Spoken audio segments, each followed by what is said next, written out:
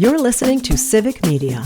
You can tune into any of our live shows on any radio station across the state with the Civic Media app. Find us in your phone's app store and listen anytime, anywhere.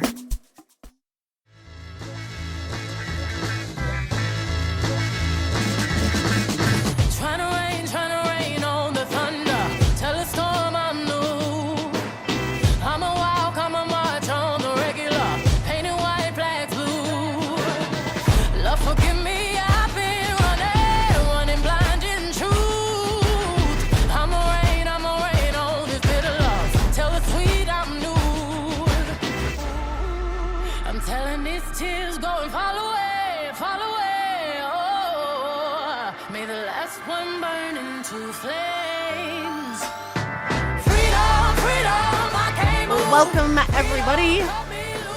It is Hump Day. Happy Wednesday. I hope you are having a most excellent week. You know, given all the circumstances and goings on, you are listening to the Maggie Dawn Show. I am your host, Maggie Dawn. I got Aaron Zommers with me today, helping me out in the booth. Thank you, Aaron, and welcome to each and every one of you. You're listening to the Civic Media Radio Network.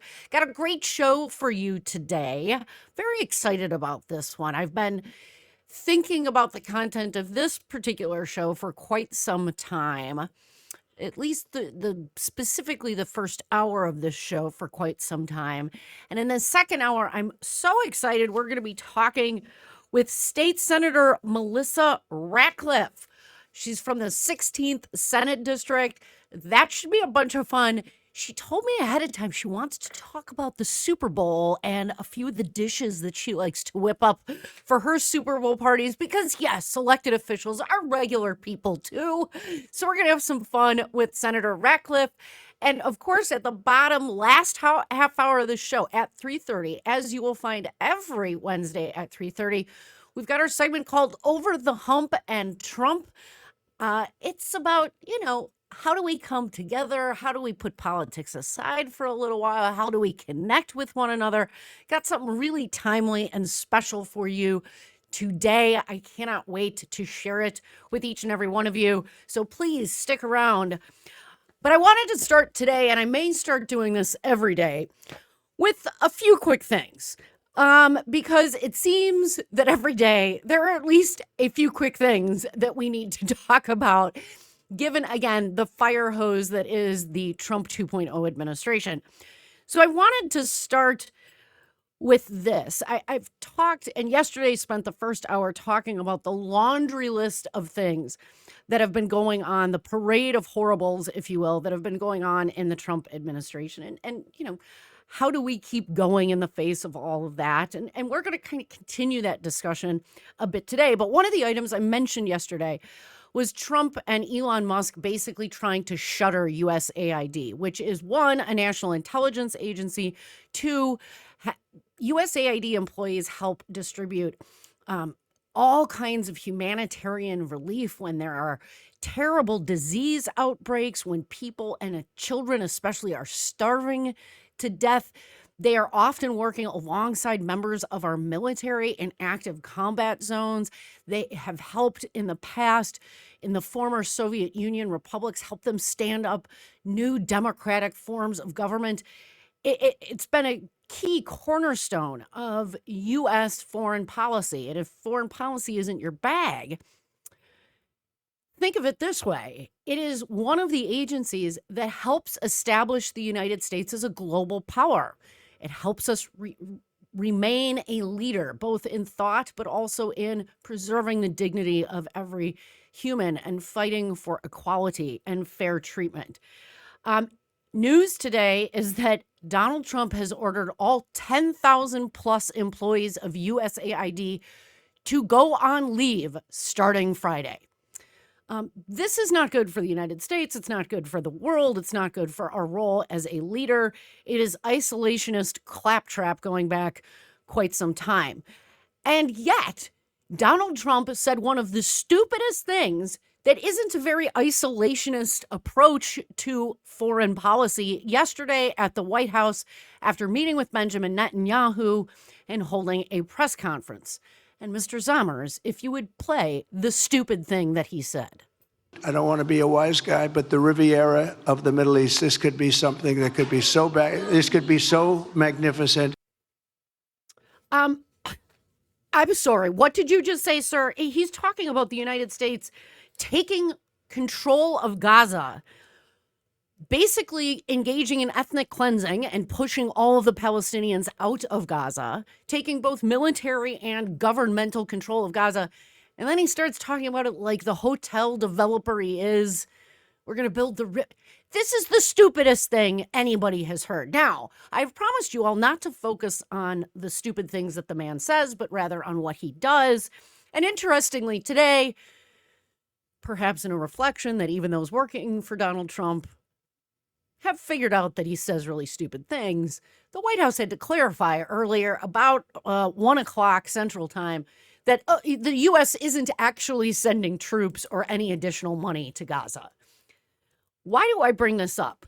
Well, because there is no coherent concept in Trump's approach to these things, right? Like, you're shutting down USAID. You're in the next breath, you're saying, I'm going to take over Gaza and throw up a Trump hotel there, right? Like, these are not compatible foreign policy philosophies. But what all of this points to is the fact that we have to think of our values first. And we're going to spend a goodly amount of this first hour talking about the values, the things that actually unite us as Americans, that I think the vast majority of us agree with. I also wanted to take this opportunity to point out that my colleague Todd Alba, who's got that great show before mine, has written an absolutely fantastic piece about his personal experience with USAID and his view of why it is such an essential U.S. agency. You're going to want to check that out. It's at the Recombobulation area. You can also find that on the Civic Media website.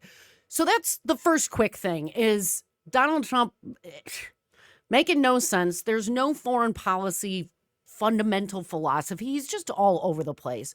So we got to rise above that. Think of our values. What is the role that we all wish to see the United States to take in the world, through the lens of the values that we want to see the United States express and uphold and uplift as a foreign policy and as a global superpower.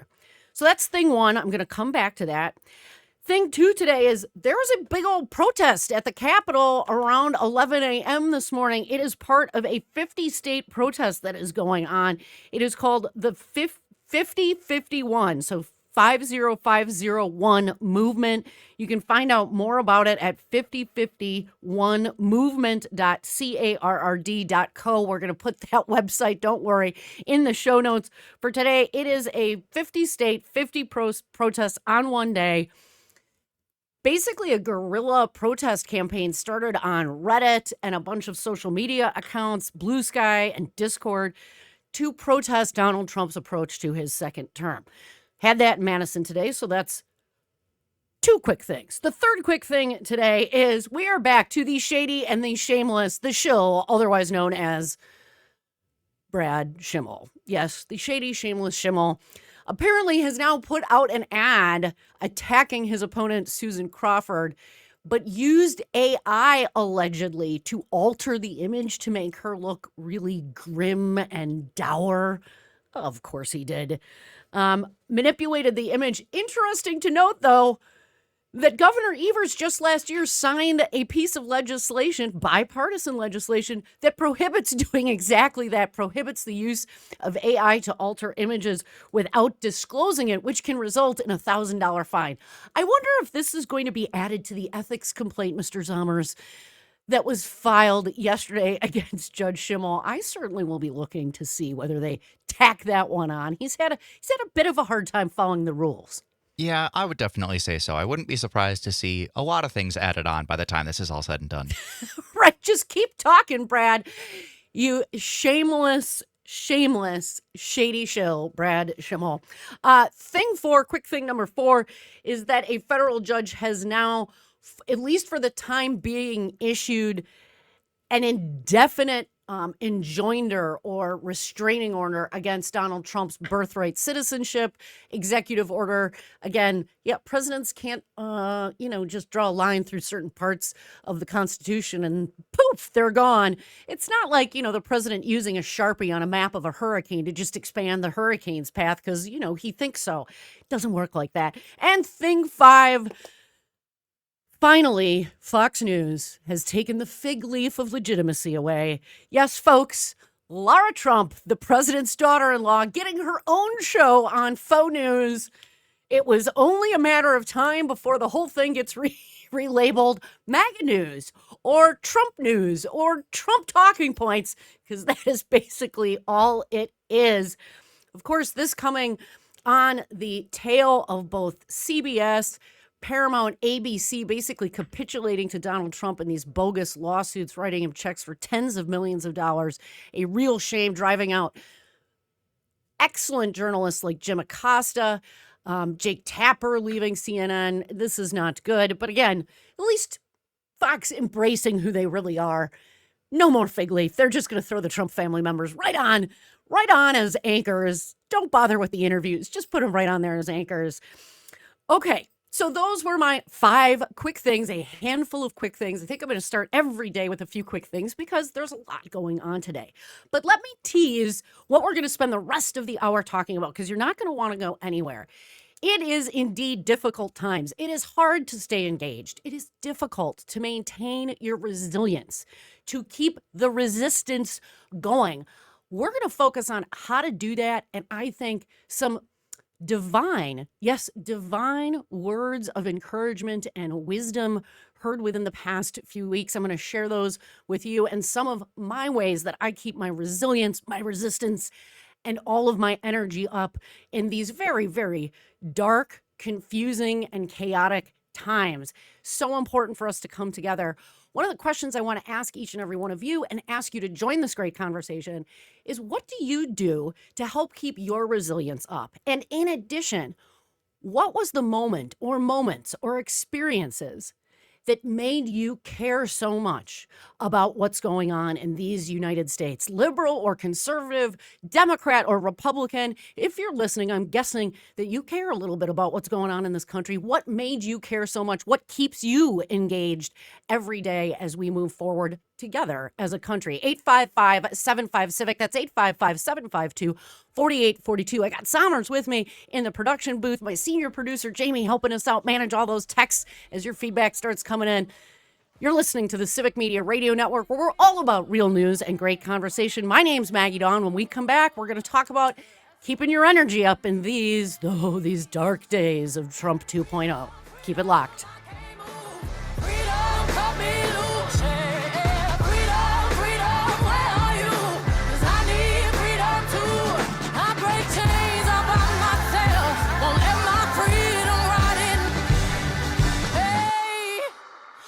Keep on running, cause the winner don't quit on themselves. You're listening to Civic Media. Stay up to date on the latest news and information for your local community and Wisconsin by signing up for our free email newsletter. Visit civicmedia.us/email to get started.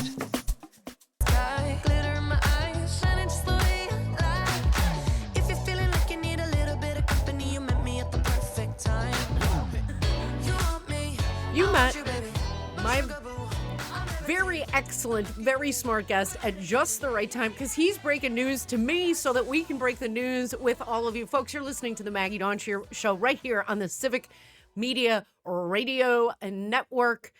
My guest is Sean Fettleplace. He works with the Main Street Alliance right here in Wisconsin, an advocacy group. And Sean, as we were in break, you were breaking some news. Please share with all of our listeners what you just heard and what's going on. This continues more of the breaking news about this weird OMB memo trying to stop all of this federal funding from going out. Yeah, so today there were some very confusing comments by the press secretary on whether or not this is like a plan or concept of a memo, I guess, so to speak. And she said that the memo is rescinded, but that it's still in effect. And because of her statement on that, legal action is expected to continue. There's about, I think it's 23 governors or attorney generals have joined litigation on this. And so this is going to continue. We're going to keep our eyes on it, but definitely encourage your listeners to keep up to date and to take action by letting their congressperson know that they should contact the administration and tell them to knock it off. Yeah, this is just clown show-esque. Whether you're talking about the metadata, the rescinded, but it's still in effect. I mean, does the press secretary know what the word rescinded means, Sean? I mean, inquiring minds want to know. She got up on the podium yesterday and lied about a whole bunch of stuff, including the 50 million for condoms in the Mideast, which doesn't exist, isn't a thing, and was totally beside the point. I don't know what rescinded but still in effect means. I guess it means exactly what I told you I think the point of a lot of this is, which is to get executive branch officials to leave to fill their positions with loyalists and or to scare the bejiggers out of anybody that remains so that they'll do what Trump wants without them needing such a memo. Rescinded, so we're not writing it down anymore, but still in effect, because just like the gosh darn mafia, everybody knows what the boss wants. Sean, as we move forward, again, we're looking at that hearing on Monday. We're looking at the AG case that has been brought, that Wisconsin joined. And we're letting people know that they should go to mainstreetalliance.org to contact their congresspeople and senators to let them know that the Trump administration should knock this off. What else do you think people should be doing? What's your ask of our listeners so that they can stay on top of this and be sure that their benefits don't get cut off? Yeah, I would say, if people, I can't imagine too many of your listeners are besties with people who work in the Trump White House, but it really is important just to continue that. I would also say if you are personally impacted by this, if you are not going to be able to make payroll because you're a nonprofit, if you are somebody that is potentially losing your coverage, if you're a childcare provider who's not getting the payments that you're owed, feel free to contact me at Sean@mainstreetalliance.org, SHAWN@mainstreetalliance.org. Please don't send me any troll emails. I would appreciate that. But if you have a genuine story of impact, do let us know, and we're happy to make sure that your voice and your story gets shared with the public so that they know what's at stake with this. Folks, that's Sean Fettleplace of MainStreetAlliance.org. We'll put his email in our show notes today. You can find our show notes if you listen to our former or past episode podcasts on Apple Pods, Spotify, or on the Civic Media website at civicmedia.us/shows. It will all be there, including Sean's email. I think one of the things I would like people to do, because whether we're talking about this stupid OMB memo that threatens essential benefits for people, things like childcare, the entire nonprofit pipeline, again, that is such a critical safety net for so many people. It's not far off the mark from the stupidity of Robin Vos and his refusal to consider expanding Badger Care here in the state of Wisconsin. As the budget debate heats up here in the state, Sean, what should people be keeping their eye on as sort of top priorities? And do you think people should start reaching out now to folks like Robin Vos as the Speaker of the Assembly and their elected representatives in state government to ask for policies and a budget that actually serves the middle class and working folks in Wisconsin? Yeah, so I would say with Medicaid, there's two major issues. The first is Badger Care expansion, which should have been done years ago. We have spent $2.4 billion extra to have worse coverage because Scott Walker did what was called a hybrid solution, where people up to 100% of poverty could get, who are childless adults, could get Medicaid, and then people 100 to 138% of poverty could go into the marketplace. They claim that you can get good quality coverage with no premiums. That's true, but that doesn't mean there's no out-of-pocket costs. And so if you actually do the math for that 100 to 138% of poverty, people could spend up to $9,000 a year on that coverage, whereas with Badger Care, there's essentially no cost sharing. And so there's been a lot of disingenuous, frankly, lies about this, and they think if they just repeat something often enough, it makes it true. It is not true, and we would save another $1.4 billion the next year if we took it. So I would encourage people to read the Wisconsin Policy Forum did a report called A Picture of Health, and it very clearly lays out what's going on with this. I would say the second thing on Medicaid is postpartum coverage. We are one of 2 states that has not taken it. The only other state is Arkansas. All we're asking is for the current 60-day window to be extended to a year. And I would encourage people to check out, there's a really great Cap Times article that was released on the 28th. I guess that's yesterday. Long day yesterday for me. Yes. And it clearly laid out that Republicans want this. They're Jesse Rodriguez, Mary Filskowski, and Pat Snyder, who's I like Pat, like he's a reasonable guy, and he said, listen, if we're not able to get this done, then why the hell am I here? And so it really is, for a state where on the north side of Milwaukee, the infant mortality rate is worse than Soweto under apartheid, it is an absolute obscenity that we haven't done this, and we need to get it done. So I would say contact your lawmakers. If you live in a Republican district, contact them and tell them to tell Voss that to get out of the way and to be able to get this done, because he is the one person at this point that's holding that up. Tell Voss to get out of the way. Here. Thank you so much, Sean Fettoplace from Main Street Alliance. Folks, that Cap Times article, as well as the Wisconsin Policy Forum's coverage of the Wisconsin Badger Care expansion question, I will include in our show notes for today. Sean, please come back soon. We're going to continue this discussion as the budget debate here in the state of Wisconsin heats up. When we come back, everybody, what the heck is going on with RFK? Now he's all of a sudden pro-vaccine? What does this mean for you and your family? Coming up next, and some good sound from his hearing today on Capitol Hill on the Maggie Dawn Show on the Civic Media Radio Network. Keep it locked.